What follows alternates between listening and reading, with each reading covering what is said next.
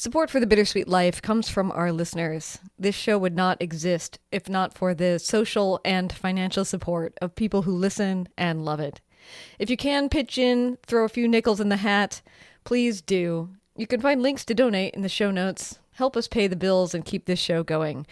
You can also really help by spreading the word. If you're on social media or if you're meeting with a bunch of friends, tell people about the podcast. Word of mouth is the number one way that a podcast spreads. And you are the best advocates we have. So please don't be shy. Tell other people about the show and know that you have our greatest thanks.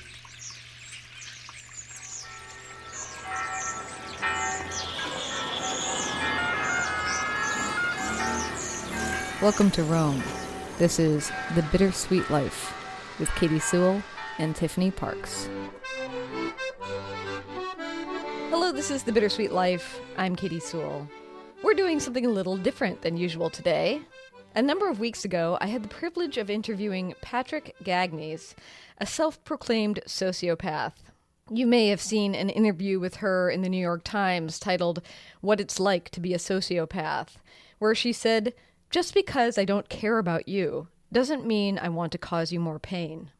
Patric and I talked live on stage at Town Hall in Seattle. She has a new book out, and you may have seen it. It's been getting a lot of press. It's called Sociopath, a memoir. And this is a book that I fully read and a very tricky interview for me to do. And this interview was the very first one ever that she did on her book tour. I thought you'd like to take a listen in on a fascinating topic. In our interview on the stage, I started with the little girl that's on the cover of the book. It's a picture of Patric, probably around the age of 8 or second grade. Find us on social media if you want to see a cover of that book. Just look for the Bittersweet Life podcast. As I said, this event was presented at Town Hall in Seattle. They do so many cool events, so if you live in the Seattle area, look for a link in the show notes to find who's speaking there next. All right, here we go. All right, well, thanks so much for being here. Thank you. First time to Seattle, everyone. Yeah. I have so much I want to talk about, and I'm sure you guys do too, and we will do what we can with the limited time we have. But let's start with the cover of this book, this person, this little person, because that's where you also start your book. What would you say is how you were experiencing the world around you when this picture was taken? Can you give us a snapshot? When I look at that picture, and was something I was not expecting, as someone who struggles with empathy, I found looking at that picture that I have a tremendous amount of empathy for that little kid. When I look at her face, I remember what I was going through. I remember feeling like I didn't feel the same way as other kids. And it was really hard to be a low emotional child in a very high emotional world. And having empathy for myself at this age and the sociopathic personality in general has sort of served as a bridge to help me learn how to empathize in other departments that maybe I wouldn't have if I hadn't connected to that. Interesting. All right, well, so let's try to fill out what a sociopath actually means before we get deeper into it. How would you define what that means to you and in the larger sense of the word? I'm always happy when someone asks this question, and if they don't, I try to find a way to work it in, because the number one question I get asked is, what is the difference between a sociopath and a psychopath? And it's a really layered and complicated question, especially since they have reclassified sociopathy as secondary psychopathy. But if we're looking at it from that lens, the true psychopath, we believe, has brain abnormalities that make it impossible for them to move through complex emotional development. So while they can feel the inherent emotions, happiness, sadness, disgust, surprise, they're unable to learn the social emotions, love, empathy, compassion, shame, etc. That is different from a sociopath. A sociopath is capable of learning the social emotions. They just learn those emotions differently. In the book, I refer to it as an emotional learning disability because for me, that's really what it felt like. But the main difference between the two is that sociopathy can be treated. Okay, all right. And so how would you say that emotions differ for you? What would you say is easy for you to feel versus what is very hard for you to feel? I feel all the inherent primary emotions. Joy, sadness, surprise, but it's the learned emotions. So when a child is, young, they go through a process called socialization, when a parent, caregiver teaches them right from wrong and might sit the kid down and say, hey, you don't want to do that because, if you do this quote unquote bad thing, then people won't like you. And usually the child will internalize that feeling and learn guilt or shame or remorse.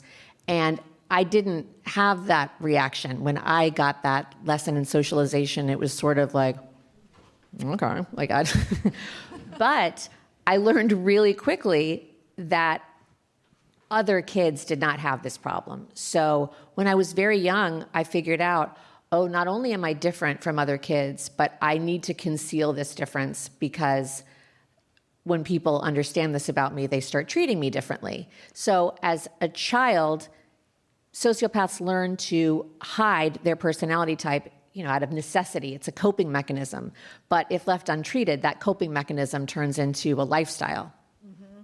So do you remember, do you have a memory of a specific event when you realized how different you were from the kids around you? I remember my mom sitting me down because I had spelled something incorrectly on some schoolwork. And she said, well, don't you want it to be right? And I remember asking her, can you tell me, do you know what that says? And she said, well, yeah. And I said, okay. The idea that it was wrong or that my teacher might think less of me or I wouldn't get a good grade, none of that mattered. I didn't have that connection the way that other kids did. So one of the things you write about, you remember from other kids thinking that you were different is what you call the look. What is the look? I don't know if I can try to mimic it, but it's just that look that someone gives you when it's like, I'm not going to say it, but you're weird, you know it, I know it, and we're just going to peacefully coexist. But I think you said in the book too that it often would sometimes almost look like they were fearful. Yes, sometimes it did. It was, there's something off about you. I can't put my finger on it, but I know that it exists. And I remember feeling there is something off about me, but it's nothing to fear. But it's really hard to make someone understand that, especially when you're using words like sociopathic personality disorder. I mean, that word has been misappropriated to mean every type of evil. Obviously, as a kid, I didn't have that language. But even as a kid, I remember thinking, oh, they're scared. And I get it, but I wish that they weren't. I wish there was an easy way for me to communicate what's going on. I mean, did you get it? Did you feel like they had a reason to be afraid of you? No, I looking back, I can look at some of my actions and perceive how they might have seemed dangerous. But again, and this is something that I really try to explain in the book, for the large majority of people who suffer from sociopathic personality disorder, the destructive behavior that we exhibit is a coping mechanism. It's not, I want to hurt you because I don't like you. It's, I act out because there's something going on with me. So, and that's even, I didn't have the language to explain that, but as a kid, that's how I felt. I would have never said that I wanted to hurt someone. I mean, I want to get more of that, like why you actually act out. But what would you say, and I know she's here, I'm not going to call her out, but what would you say that was your mother's understanding of what you were like as a little girl? I think she knew I was different, but I don't think she would have used any negative words to describe me. I think she probably struggled to understand what was going on. But you also have to remember, we were living at a time when mental health wasn't a thing. There were hardly words to describe anxiety and depression, let alone sociopathic personality disorder. So I think that she did the best that she could with the tools that she had, as did I. But I didn't know what was going on with me. And if she had asked me, I wouldn't have been able to tell her. So would her perception have been that you just were a rule breaker? Probably. Or that you didn't listen? Or no, I don't know that she would have said rule breaker. I think she would have used strong-willed. Okay. Yeah. Okay. Strong-willed. I'll go with that. Well, maybe tell us a story. Like, am I wrong? Give us an example of something that you would do that would be abnormal for a child. Besides, like, not being willing to get it right. Like, what would you do that would be different from what another little kid would be willing to do? I remember living in San Francisco, and we had a very, very tall house. And I remember tying bed sheets together from Family sitting in the front. Going around the house looking for bed sheets and tying them together because I had seen a ladder in the Sears catalog that was used for fires. So if there was a fire in the house and you lived in a high place, you could drop the ladder out the window and get down. And I was like, I'm going to make my own Sears catalog ladder. And it was probably something that someone from Alcatraz would have tried. And I kept them under my bed, like knotting them together. And I think my mom caught me. I think finally one day she came into my room and I had actually put this contraption outside the window and was in the process of lowering myself down. I don't think my sister did that or my friends. But I mean, that is a difference, is that you would be willing to lower yourself down. You'd be willing to like walk out of the house in the middle of the night. Yeah. You know, what were you feeling when you did things like that? I was feeling. And I think that's what was the ultimate driving force behind so many of these behaviors. I knew that it was wrong, but it didn't feel bad to me. It felt good. And I've been asked, well, why didn't good things make you feel good?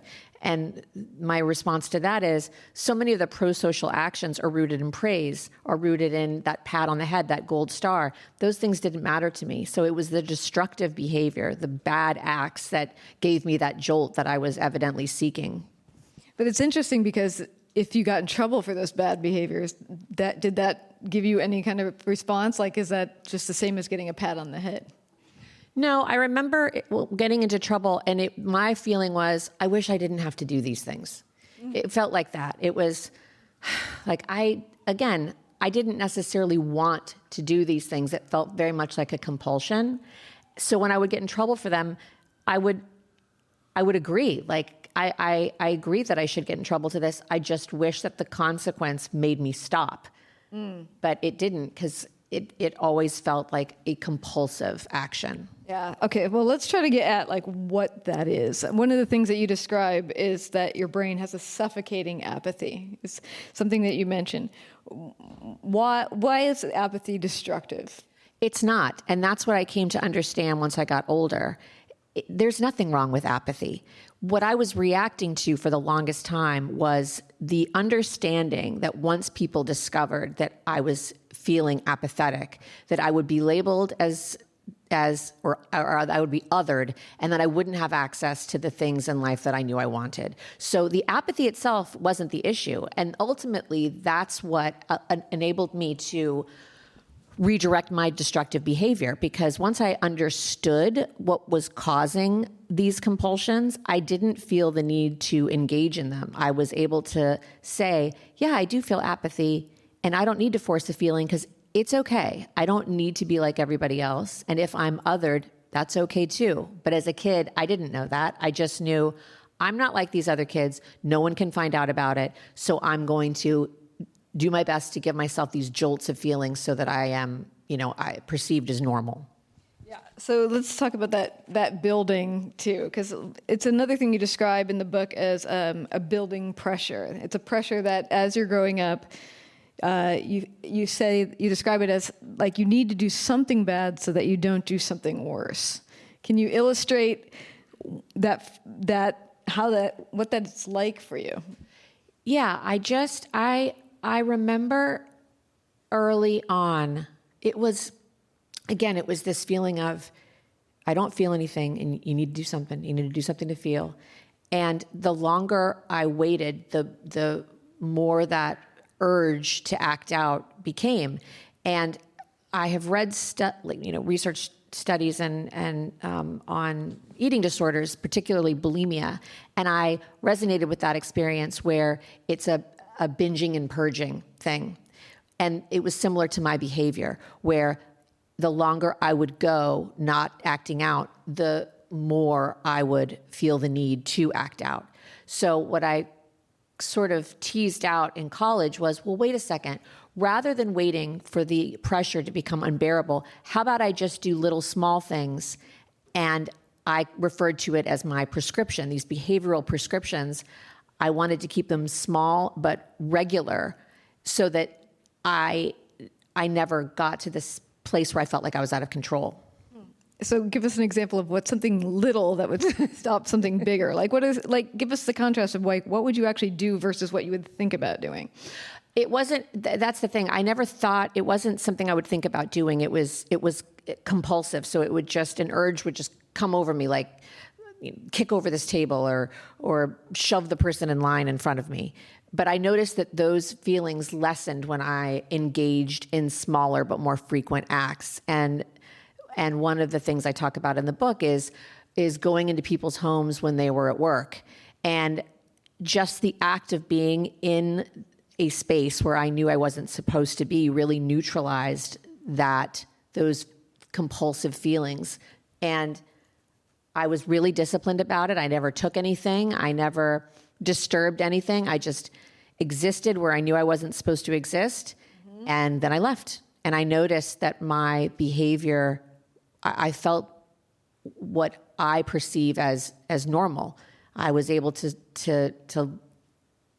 live like a normal person, which is something that I had been trying to do forever. Mm-hmm. Spend some time with a dog from time to time. Right. I mean, and again, the fact that I was breaking into people's homes and doing these things, that no part of that is normal, but it allowed me to have, the other 23 hours and 15 minutes of normality. I did love that you pointed out that the one dog that was in one of the houses you went into was like, well, he loved hanging out. He did. He did.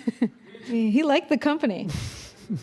So, I mean, there's a number of incidences of escalation within the book, both within your family and with your own behavior. But let's talk about the one time you actually physically attacked one of your classmates.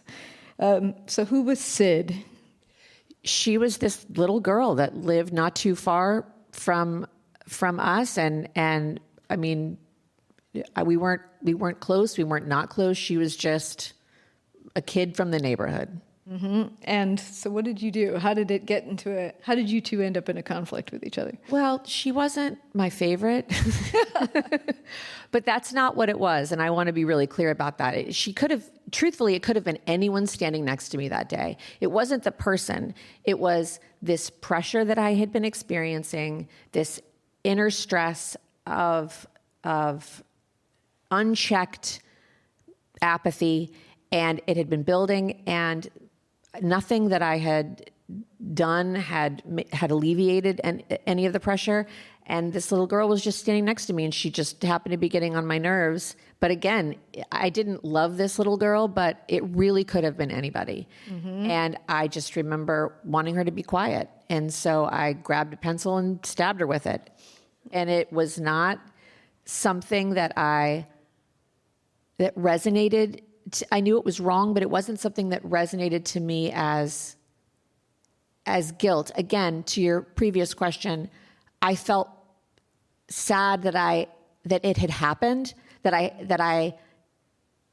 felt that I needed to do it, but it wasn't, I hate this person and so I want to harm them, even though that's literally what it was. It wasn't on the inside. It wasn't, I want to hurt this child because she is X, Y, and Z. It was, I want the pressure in my brain to stop building, and I bet this is a quick way to make that happen. And it really did. I was shocked at how quickly the pressure vanished after that happened.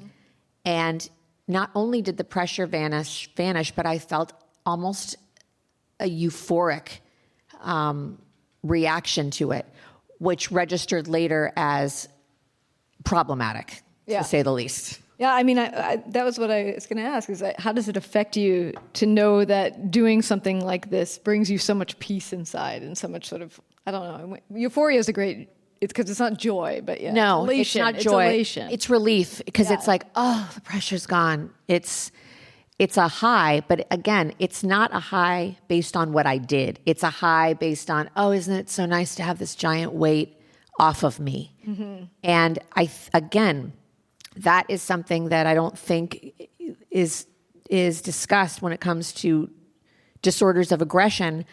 Certainly there are some people who harm other people because they get off on that act.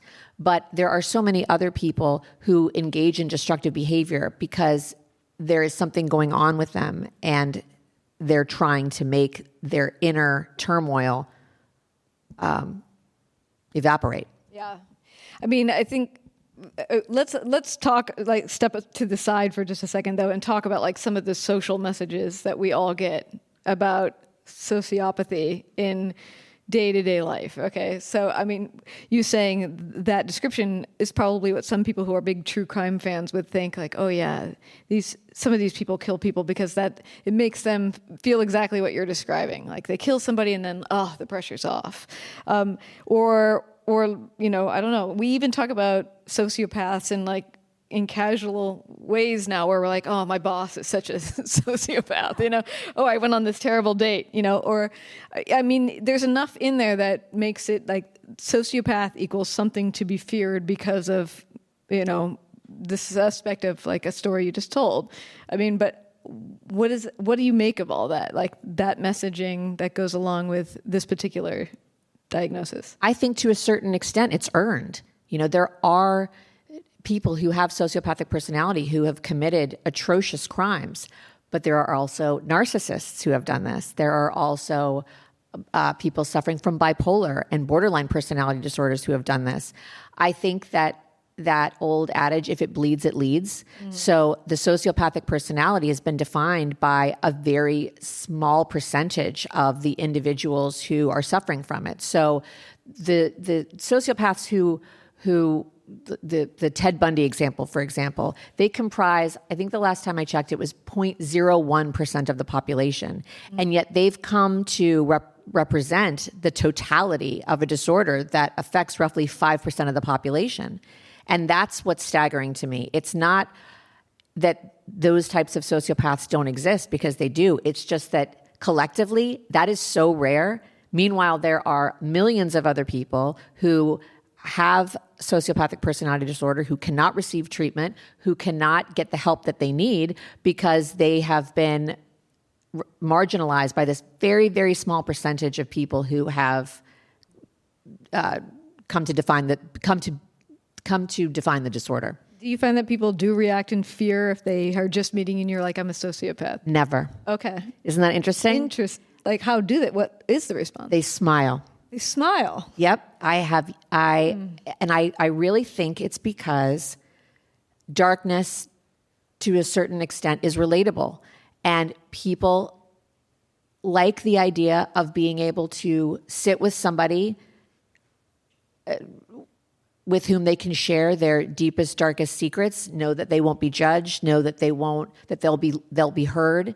And I have yet to encounter anybody who has been frightened or even upset. They want to know more. They want to know more about the personality type. They want to talk about their own impulses, their own, sociopathic streaks.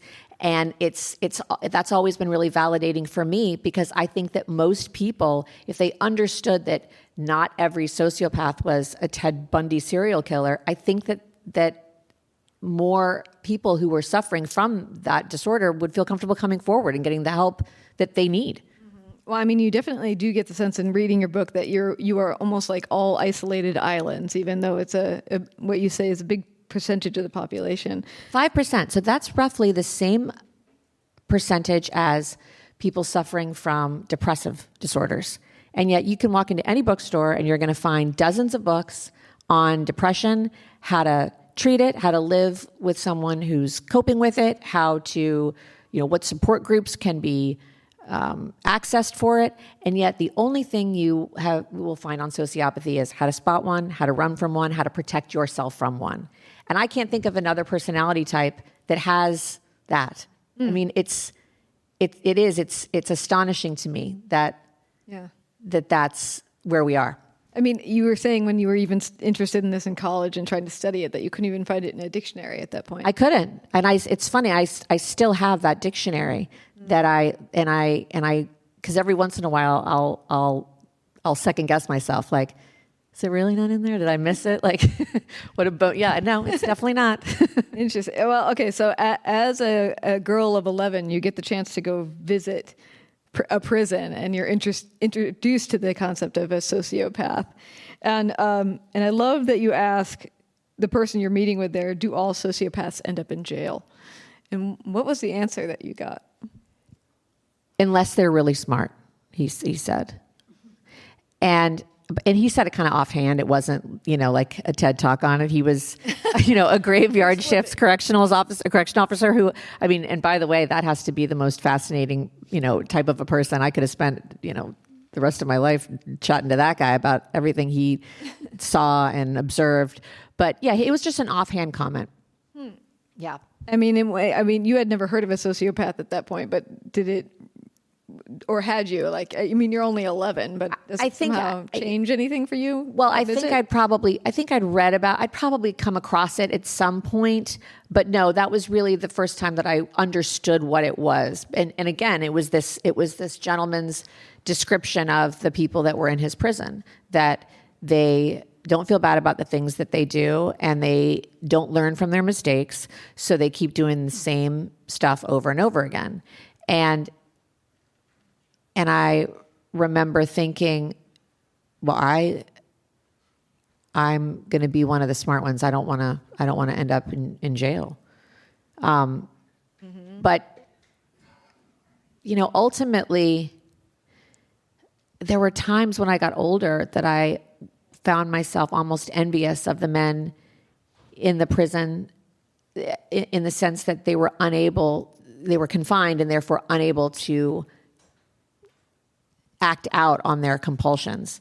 And I remember thinking, if I was somewhere, if I was in a cage and I couldn't act out, what would happen? Would my brain explode? Would I hurt myself? I remember thinking how interesting that is, that I wonder if they're at peace in some way, which is obviously not, to say that being in the prison system is anything peaceful. But I remember having that thought.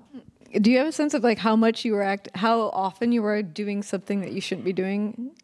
Was it every 2 days? Was it once a week? I think it was when the opportunity presented itself.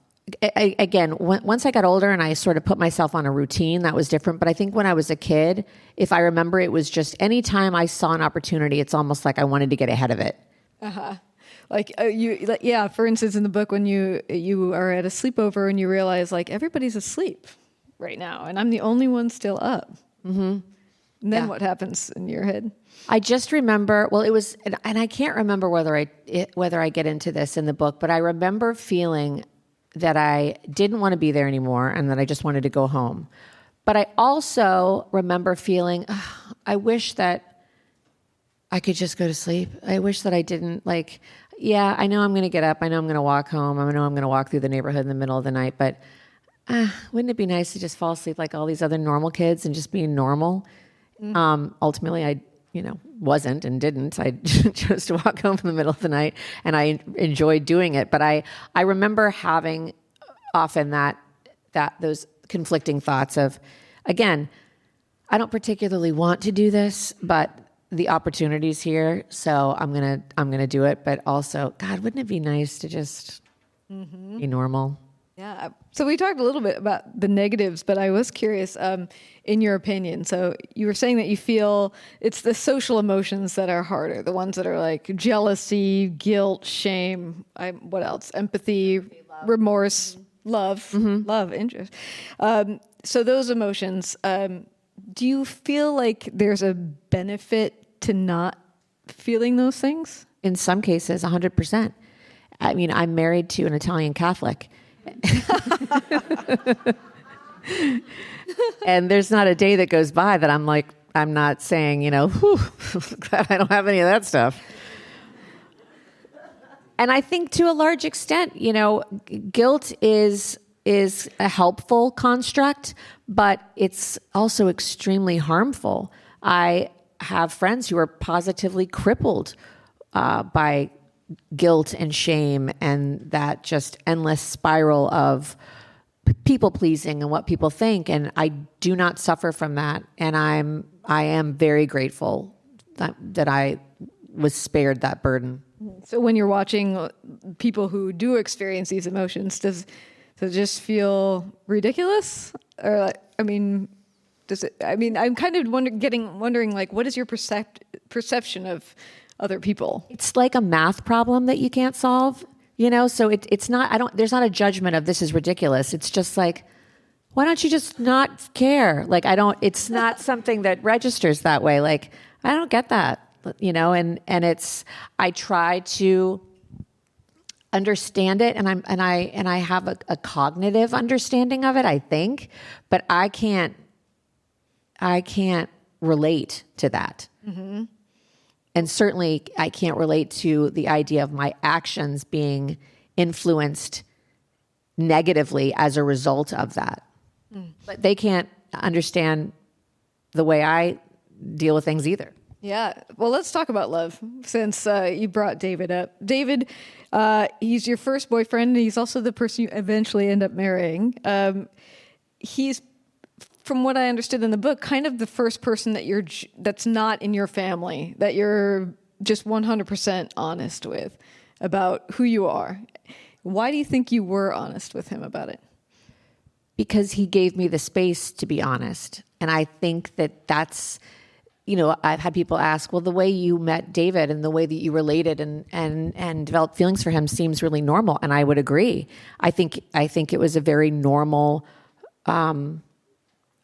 beginning to a relationship, and that it was two people who were different, but allowed those differences to exist without judgment, without disappointment. Like I never felt the need to hide things from him.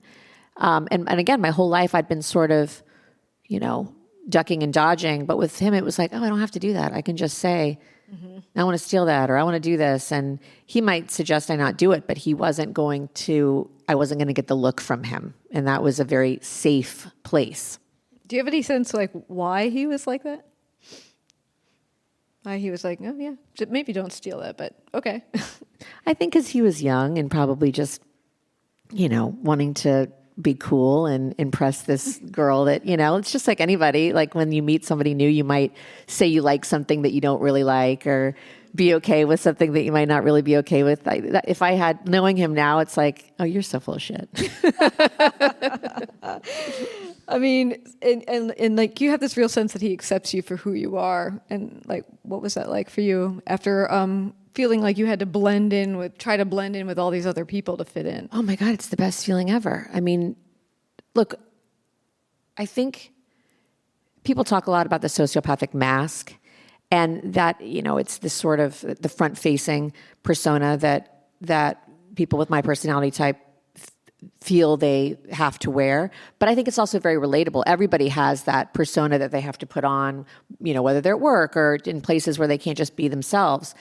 But for me, feeling like I had to wear that mask all the time, and then all of a sudden being around somebody who was like, yeah, you're going to wear that. It was like, oh my God, this is so nice. It was liberating. And it was really the first time that I was presented with someone who accepted the totality of me. And it was freeing in the sense that, oh, wait, maybe I can have this normal existence. Maybe it won't be completely normal, but I can get a little slice of the pie.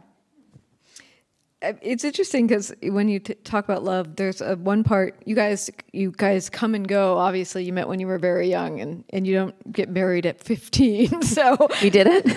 okay. He comes and goes. It would have been a very different book. Yeah, and I mean, and so you have breakups. You have times when you go apart from one another, and and it's love and sadness, but you don't experience a breakup like with the kind of grief that a lot of your friends probably would. I remember never forgetting about him, but it was very matter of fact. It was,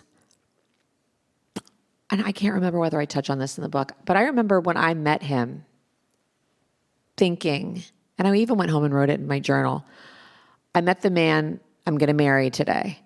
But there was no flourish to it. It was just very informational, matter of fact. And I remember when we stopped seeing each other, it was like, that's weird. Like, I thought I was going to marry that guy. Like I'd never had that feeling. And it was a very matter. It wasn't that. It was, that sign is yellow. This is blue. That I'm going to marry that guy that just walked in the door. So when that didn't happen, I was perplexed by it. So it was more of that like this puzzle that I was trying to put together that suddenly was like, wait, I had this piece. So that's, it's kind of an odd response to your question, but it was more logical than emotional. Yeah, and what was that like for him? Because, coming from that guild Catholic background, the swirl of all the emotions there for him. I don't think it really registered for him because he was older than me and off to college. So I think it was sayonara. He swears that's not true. He swears, "Oh, I always thought about you. I never forgot." But yeah, no, I don't think I was. I don't think I played a real big part. Like, let the kid go to high school. Yeah, exactly. Yeah. All right. Well, I want to talk a little bit about telling the truth because there's a chapter in the book where you fully confess to your father everything that you're about. And you're in, I think, college age at the point that you guys had the discussion. And you have a really interesting discussion about your different views on what constitutes a wrong thing to do. And I would love it if you would tell, like, the funeral story and how your views on it were different. Oh, the funeral story. Yes. Okay. So I remember going with at this time I had been engaging in these destructive acts regularly as a type of prescription. And I remember a friend of my father's passed away, and I went with him to the funeral. And when I was there, I was surrounded by all of these people who were so consumed by emotion. And I found that the stress, the stuck stress, the compulsion to act out just went away. And I wasn't sure why that happened, but I didn't care why. After that experience, I just started going to funerals by myself and just sort of crashing them. And when I told my dad what I was doing, he said, "That's really wrong." And why is it wrong? And, because my point was, I'm not disruptive. I'm not engaging with anyone. I'm not doing anything that would harm someone or upset someone. And he said, well, just the fact that you're going, that's what's wrong about it. And what I heard is, oh, I see. So what you're saying to me is, if you did something like this, you would feel badly about it. And he said, yeah, I'd feel bad. So that's why you would do it, because you would feel badly about it. Not because somebody's telling you that it's wrong, not because someone's kicking you out or arresting you. It's because you would feel badly.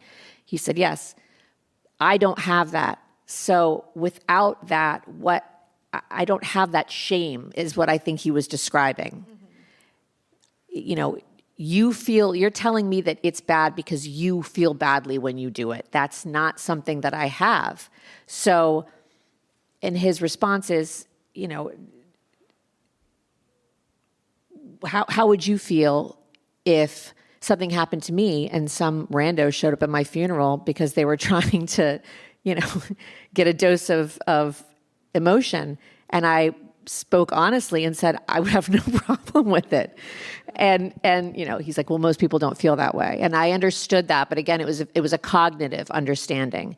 I was trying to communicate to him that I don't have those internal sort of boundaries that the shame or the guilt that keep me from doing things. I have to rely on external philosophies, logic or karma, which is why a lot of times when I went to these funerals, I would donate something or, bring something as a way of sort of balancing the karmic scales. Yeah, I love your father calls you a sociopath Buddhist. Yeah.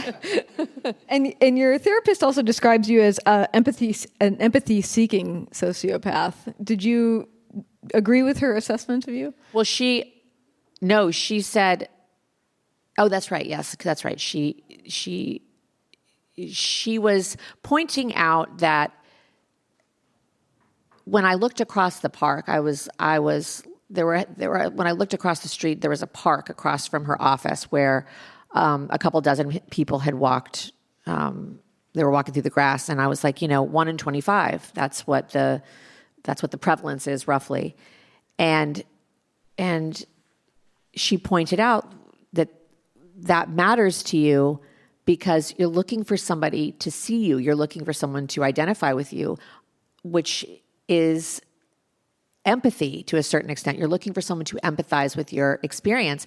And I didn't really get it at the time, but now, having done so much research, I have really come to be astonished by the fact that sociopaths are shunned for failing to exhibit the very emotion that they are denied, which is empathy.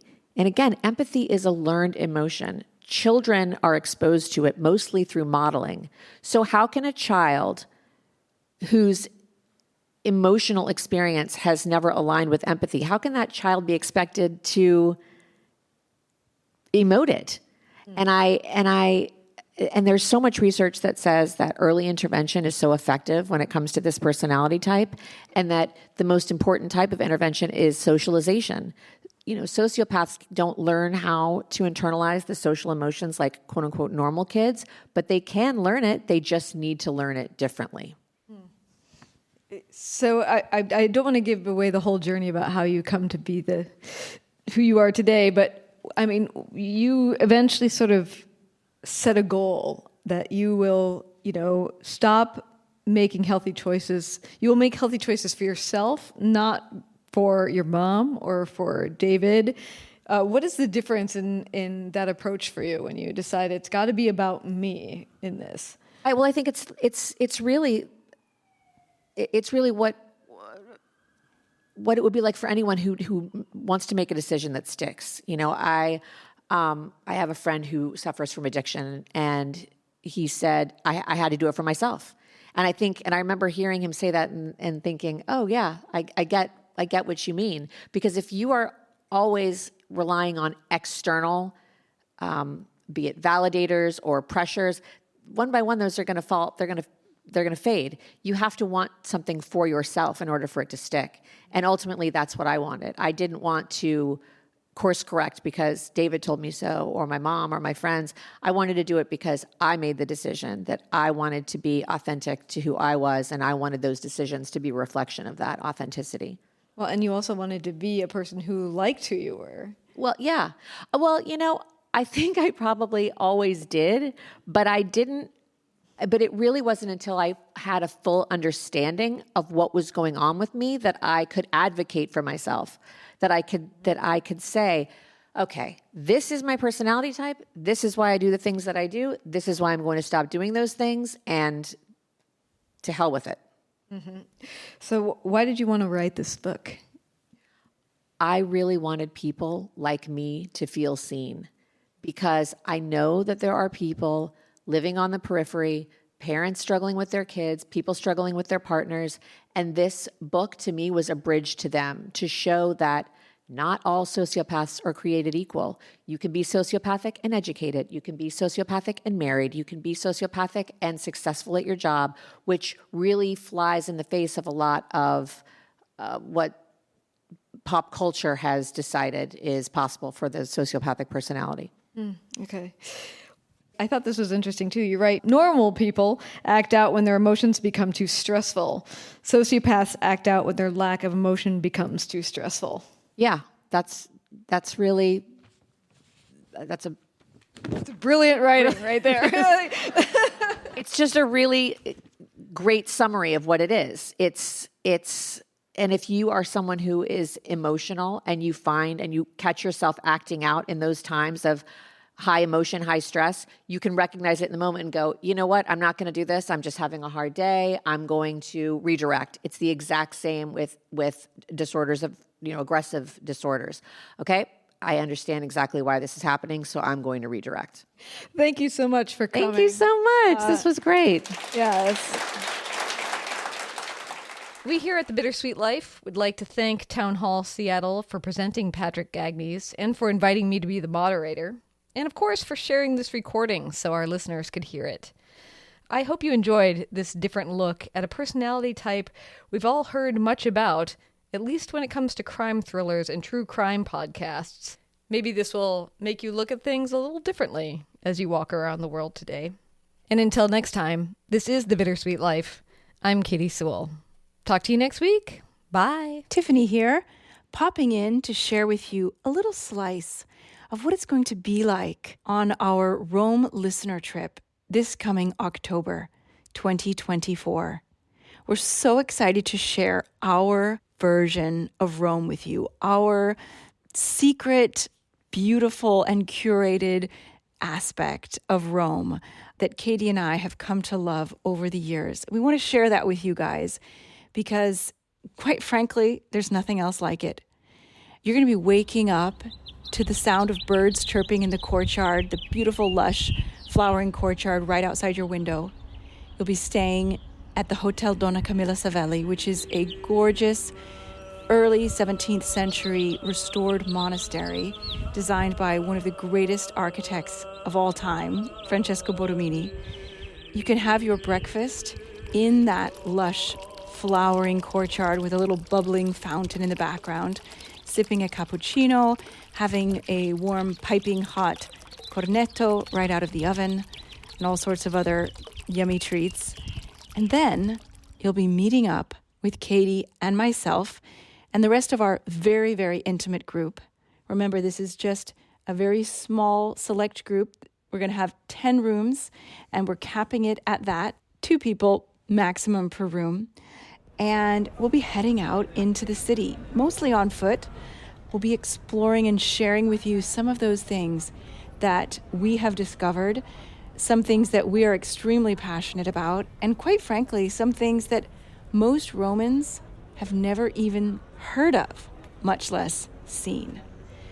Just to give you an example, we'll be taking you to an absolutely exquisite little chapel that some people call the Sistine Chapel of the Middle Ages.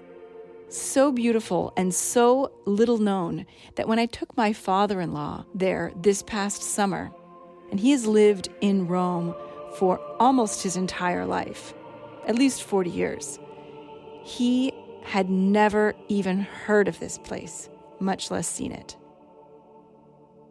We're going to take you to a place where there are literally 3 levels of history, one on top of the other. And as you walk downstairs, not only are you walking back in time, but you can feel the weight of history on you and smell it in the air as you go underground to explore these places. Katy and I will be with you every single morning of the trip for 5 mornings as we go off, way off the well-trod tourist track in Rome. And we go to places where even though there are thousands and thousands of people in Rome, thousands of visitors, some of the places that we go will be almost completely alone. Works of art by some of the greatest painters and sculptors in history. I just cannot wait to share my passion and Katy's passion as well for these places and for these things with you, our listeners.